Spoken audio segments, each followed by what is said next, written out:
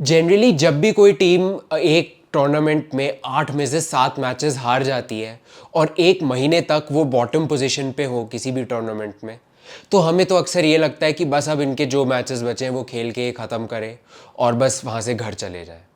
But अगर वो team royal Challengers Bengaluru होती है तो वो ऐसा नहीं करती है। वो कहती है कि हम अपने सारे गेम्स एंजॉय करेंगे एंड देखा जाएगा बाद में रिजल्ट होता क्या है। ऐसा ही कुछ कर दिया उन्होंने और अब देखो वो देखते ही देखते टॉप 4 में पहुंच गई आईपीएल में और प्लेऑफ्स में आ गई है। तो उनके एक मिराकुलस कमबैक का क्या ऐसा रीज़न रहा और क्या फाइनली इस बार आरसीबी फैंस ई साला कप नमदे की जगह कप नमदू बोल पाएंगे, हम जानेंगे इस वीडियो में।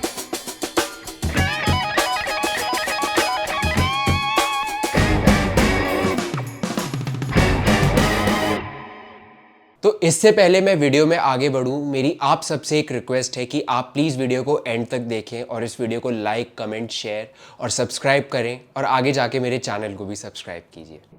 सबसे पहले तो मैं आरसीबी को एक रोडीज़ वाला सैल्यूट देना चाहूँगा यहाँ पे कि भाई इतना बढ़िया कमबैक उन्होंने कर दिया, कहाँ से कहाँ पहुँच गए। मतलब they deserve to be in the top 4 मेरे ख्याल से। तो क्योंकि ये बात आती है 25 अप्रैल की, जब वो सनराइजर्स हैदराबाद से अपना लीग मैच खेल रहे थे और 9th मैच खेल रहे थे इस सीज़न का, जहाँ पे लग रहा था कि बस वो ये मैचेस अपने किसी तरह कंप्लीट कर लें आगे के और बस यहाँ से उनका एक फॉरगेटेबल सा सीज़न ख़त्म हो जाए। बट वहीं उनको सनराइजर्स के खिलाफ एक जीत मिलती है और वहीं से उनका शुरू होता है एक नेवर एंडिंग जीत का सिलसिला जो अभी तक चल रहा है और क्या पता आगे जाके चले और ट्रॉफी भी शायद आरसीबी उठा ले। तो उनकी सक्सेस का राज क्या रहा है और क्या क्या बदल गया इस टीम एनवायरनमेंट में पिछले कुछ टाइम में, ये हम जानने की और कोशिश करते हैं। तो सबसे पहला चेंज जो इनके टीम कल्चर और इनके ओवरऑल एक टीम में आ गया था, वो था जो अपने एमएस धोनी हमेशा से कहते आए हैं, वो है कि trust the process and the result will take care of itself. ऐसे ही हमें कुछ देखने को मिला इस बार रॉयल चैलेंजर्स बेंगलुरु में, जब वो 8 में से 7 मैचेस हार गए थे और उसके बाद जब वो खेलने गए तो मुझे तो यही लगता है कि उन्होंने प्रोसेस पे बहुत अच्छे से ध्यान दिया, अपनी प्रेपरेशंस में उन्होंने कोई कसर नहीं छोड़ी, क्योंकि वो यही माइंडसेट उनका यहाँ आ गया था कि उनको बस अब आईपीएल को एंजॉय करना है, इस पे नहीं सोचना क्वालिफाई होंगे नहीं होंगे, हम अपना बेस्ट प्रदर्शन दे दें, क्योंकि सब एक दूसरे की कैपेबिलिटी यहाँ पे जानते थे। विराट कोहली क्या कर सकते हैं किसी को कुछ बताने की ज़रूरत नहीं है। फिर रजत पाटीदार का इतने क्रूशल टाइम पे फॉर्म आ गया और उसके बाद यहाँ पे सारे सब ने अपने रोल्स इतने अच्छे से यहाँ पे निभाए जिससे ये टीम एकदम परफॉर्मिंग, मतलब एकदम डेडली दिखने लग गई, क्योंकि सारे प्लेयर्स परफॉर्म करने लग गए। और ऑक्शन से पहले भी और जब ये हार रहे थे तब हम यही कह रहे थे कि ये प्लेयर्स आपस में परफॉर्म नहीं कर पा रहे हैं और ये आपस में टीम क्लिक ही नहीं कर पा रही है। बट इनको अपना सही कॉम्बिनेशन भी मिल गया और इन्होंने ज़्यादा रिजल्ट पे ध्यान दिया ही नहीं और बस मस्ती करने का देखा इन्होंने, जो इन्होंने बखूबी करी भी। तो आई थिंक एक सबसे बड़ा रीज़न है कि आरसीबी का इतना बड़ा टर्न अराउंड हो गया इस सीज़न में। दूसरा रीज़न इनके टर्न अराउंड का मुझे लगता है सारे प्लेयर्स का बिल्कुल सही टाइम पे अपनी फॉर्म में आ जाना।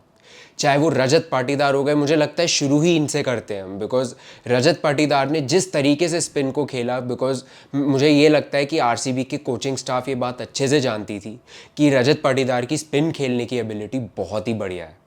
तो उनको वही रोल दिया गया कि आप स्पिन को अच्छे से अटैक करो और जो स्पिन प्रेशर बनाती है आप ओपोनेंट आपके ऊपर, उसको आप नलीफाई करो। वही बहुत अच्छे से कर दिया रजत पाटीदार ने और वो जो स्टार्ट्स उनको देने लग गए और जो वो क्विक फायर 50-60s बनाने लग गए उनके लिए, उससे आरसीबी का पूरा ही माहौल, मोमेंटम, सब कुछ बदल गया। उसके बाद यहाँ पे आप विल जैक्स को देखेंगे। विल जैक्स ने भी एक शतक लगाया था गुजरात टाइटंस के खिलाफ और उसके बाद विल जैक्स का भी बहुत ही बढ़िया कंट्रीब्यूशन आता रहा। जैसे हम बात करते थे कि इस टीम के पास कोई स्पिनर्स नहीं है, वहाँ पे एक लकी चार्म इनके लिए निकल कर आ गया, जो कि थे स्वप्निल सिंह। स्वप्निल सिंह एक हैंडी बैटर भी थे और उन्होंने गुजरात टाइटंस के खिलाफ एक मैच था जहाँ पे उन्होंने राशिद खान को बहुत अच्छे से खेला था एक थोड़े से कोलैप्स के बाद, और वहाँ से कंटिन्यू करके उन्होंने वो मैच जिता दिया था।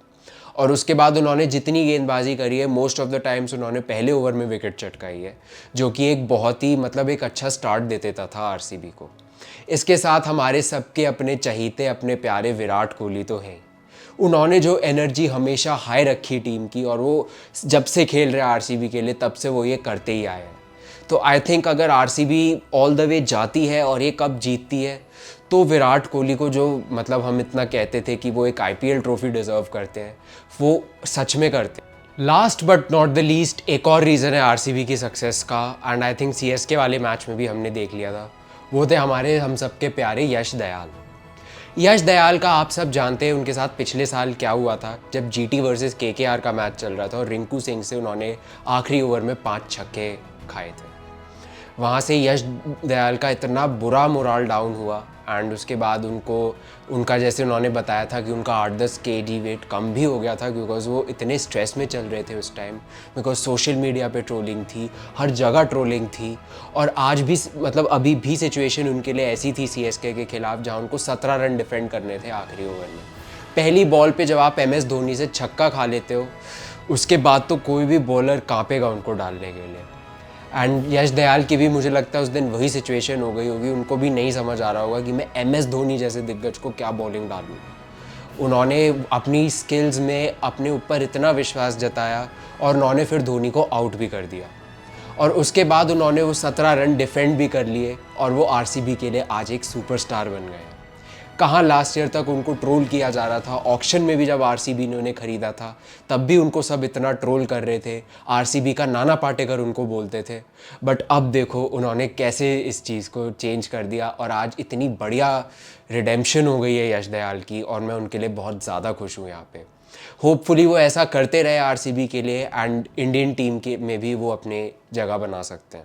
और फील्ड पे एनर्जी दिखाने के अलावा विराट ने रन भी बनाए हैं इस आईपीएल में। वो ऑरेंज कैप के यहाँ पे लीडर हैं और उनके कुछ 700 से ऊपर रन हो गए हैं। तो अब विराट कोहली परफॉर्म तो कर देते हैं, और इस बार तो मुझे लगता है उन्होंने अपने क्रिटिक्स को भी शन कर दिया यहाँ पे, बिकॉज सब उनके स्ट्राइक रेट पे बातें करते थे, कहते थे कि वो बस एक एंकर रोल खेल सकते हैं 130-140 की स्ट्राइक रेट पर, और वो बस थोड़ा स्लो खेलते हैं T20 के हिसाब से, और गेम जैसा इवॉल्व हो रहा है हमें विराट कोहली जैसे एंकर प्लेयर्स नहीं चाहिए।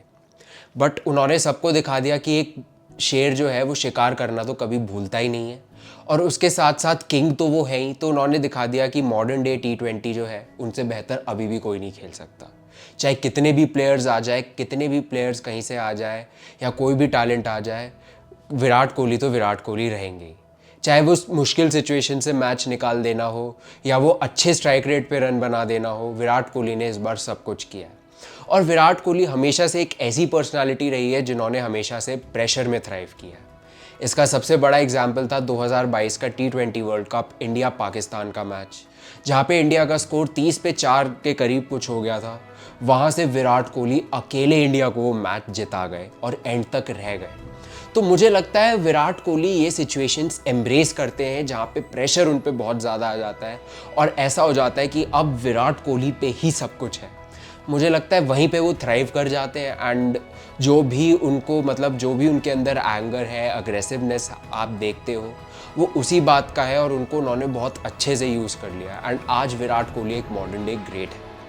तो मुझे लगता है प्रेशर में थ्राइव करना जानता है ये खिलाड़ी, एंड वही इस बार भी हुआ, एंड हर बार भी, और हर बार हम विराट कोहली की यही बात एडमायर करते हैं यहाँ पे। तो इस सब के साथ वैसे आरसीबी ने हम सबको एक लाइफ लेसन भी दे दिया यहाँ पर, वो ये कि आप मेहनत करते रहिए, आप अपने ड्रीम पे फोकस करते रहिए, और जो आपको अचीव करना है आप बस उस पर ध्यान लगा कर रखिए, और उसमें बेस्ट आप जो कर सकते हो अपने एंड से वो करिए, बिकॉज उसके अलावा जो चीज़ें हैं वो आपके कंट्रोल में नहीं है।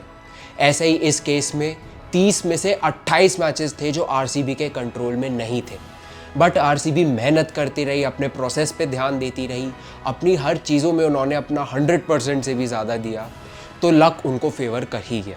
तो चलिए बस आज के लिए इतना ही। अब आप हमें कमेंट करके बताइए कि क्या WPL के बाद IPL की ट्रॉफी भी इस साल आरसीबी के घर आ रही है, या फिर इस बार भी आरसीबी इम्पॉर्टेंट स्टेजेस में हार जाएगी, या फिर बस दिल जीत कर ही रह जाएगी। ये आप हमें कमेंट करके बिल्कुल बताइए। और इसके बाद अगर आपको ये वीडियो पसंद आया हो तो please like, comment, share and subscribe to my channel, and keep watching the cricket show with Sid.